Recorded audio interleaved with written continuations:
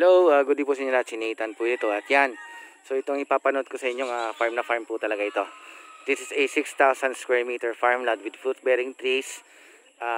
May bahay na rin. Old house po siya, may part na repairing. Pero buo pa rin naman po yung structure niya. So itong nakaharap sa inyo ngayon, ito po ay suha. Ang daming bunga oh. Kung nakikita nyo lang siguro, ang daming bunga po oh. Suha, pomelo. O yun po yung pinakaano niyan. So itong property, may bahay, may mga ano na, may mga working na po na mga water supply, and then may mga fruit bearing tree like niyog, santol, kaimito, mangga, chiko, and suha. Ayun. So yun ang mga nakita ko dito. So ang gagawin ko, i-explain ko sa inyo maganda kung anong, basta ang ganda po ng structure o information ng lupa na to. Sana panoorin nyo lahat para sana maibigay ko ng malinaw ang mga detalye para mas maintindihan ninyo. So yung property po talaga hanggang dito sa part ng ito kasi magkapatid, ito yung sa binebenta, and ito yung part na sa kapatid. Okay, yan. Yan sila. So yung square yan hanggang doon, mula dito sa gilid ng net na to ng mga free range chicken hanggang doon sa may mahogany. So dito sa part na to, dito sa yung sa for sale. So ito yung part na pwede rin kayo mag backyard piggery. As you can see doon sa backside, pinaka backside na neighbor, may alaga rin siyang piggery. Pero ito dito wala. Ito ay mga baka, manok na panabong, manok na free range lang. So straight po yan hanggang dito sa may baka. Kalsada na po yon. Square po talaga yan. So i-detail ko sa inyo. Pero ngayon, ikutan muna natin saglit itong bahay. Kauulan lang ngayon kaya makikita nyo maputik. Kauulan lang ngayon. Talagang katatapos lang ng ulan. Itong part na to, dito nila tinatambay yung mga baka. Kaya ganyan yung itsura ng lupa. So yung bakod kasi yan, diretso na yan, pahilerang yan. So may mga tanim na ng mga San Francisco. May mga ganun. Ito mga soha oh, lalaki na. Yan. Yung bahay, tapos ito dati, sabi nila bodega to nung araw. Kasi dati nung nagsasaka, ito yung bodega. So dito bubungan na sa inyo mga santol, niyog, coconut, saging, chiko, pomelo, suha, ano pa ba, ayun, kaimito yun, tapos ito, bayabas, ito may linya siya ng tubig, nandito yung mga alaga nilang panabong, ito kasi yung front ng house, so hindi na lang ako papasok, kasi maputik na ako eh. So diretso tayo dito sa, okay, diretso tayo dito, so patubig, ito sorry hindi to patubig, ito yung ano talaga nila, water source sila. Ito yung pump na ho talaga yan. So dati ganito pero ginawa nilang pump. So tingnan natin kung merong kung meron talaga silang tubig. Ayan. So galing na po sa tangke yon. Tapos ito na po yung gilid ng bahay. Ayan. Ang gilid ng bahay. Ito na kasi yung boundary yung kabila. Kasi doon ako galing kanina. Ito naman yung side niya. So diretso naman po yan sa road. Barangay road. So kung naririnig nyo yung tricycle, ang lapit lang ho. Dikit to talaga to sa barangay road. Sorry, na-forgot ko to mention. Meron silang bathroom at CR dito sa labas. So bathroom and comfort room. Ayan. So pwede rin kayong doon sa side na yun. Doon yung sa back side, pinakadulo. Yun yung I think may nagba-backyard piggery. Pero hindi amoy. Hindi ko na amoy dito. Wala akong amoy. Kasi dito naman sa paligid, ano na eh. Dito, yung mga manok na lang. So, pwede akong dumaan dito. Ito mga dito, may pinya. Ano pala ito? Parang pinya eh.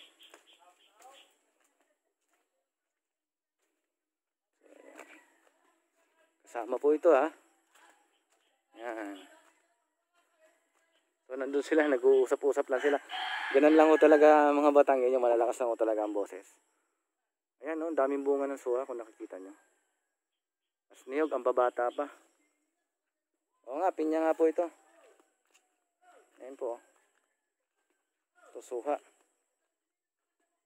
So yan, ito yung portion na may bahay. So i-explain ko naman sa inyo itong part na to. So mula dito, ito part pa rin hanggang doon sa may baka kasi. Diretso yan, kalsada na po yan. Kalsada na po talaga yan. Ito, tinambakan nila. Ito yung dinadaanan nila. Part ng property. Itong kapatid. Pero sabi niya sa akin, kapag ito nabilit, nagbakod, walang problema kasi lupa niya rin po itong kabila. Itong kabila na yan. Pwede silang gumawa ng daan dyan. Walang problema kasi kanila din yan. Nagkataon lang talaga, ito na yung existing na dinadaan nila simula nung araw pa, kahit ng mga bata pa sila. Okay, so ito sa atin niya ito eh. Ito na yung bahay eh. So part pa rin yan. And then okay, so ito kalsada na. So medyo maputik lang talaga kasi kauulan lang talaga eh. Then ito po ay 1.2 km away from National Road.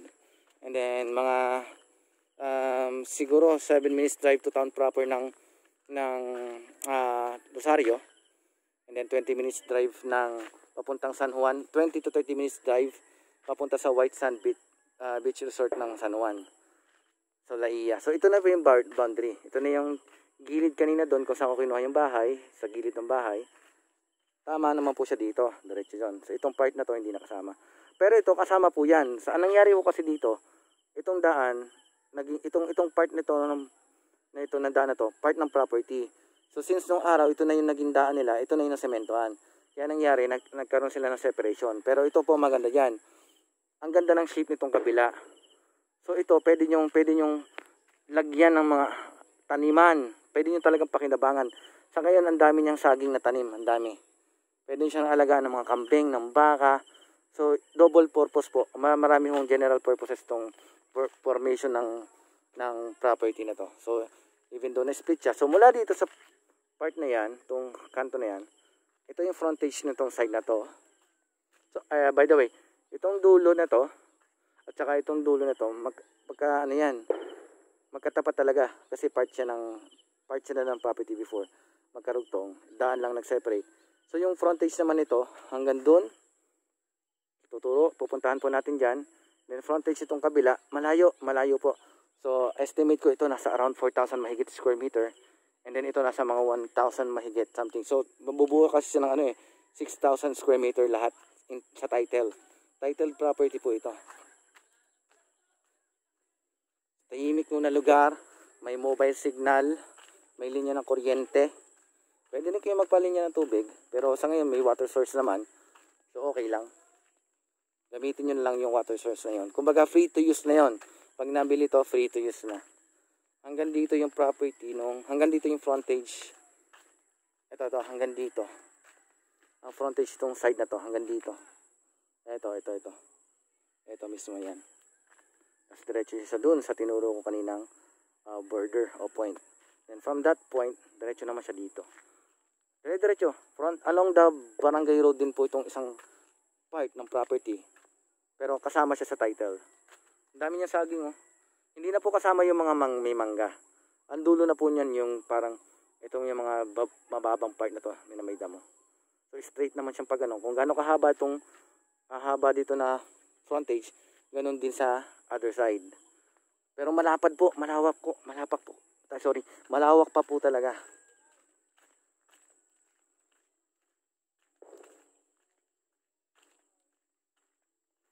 Ayan po, ang daming saging oh.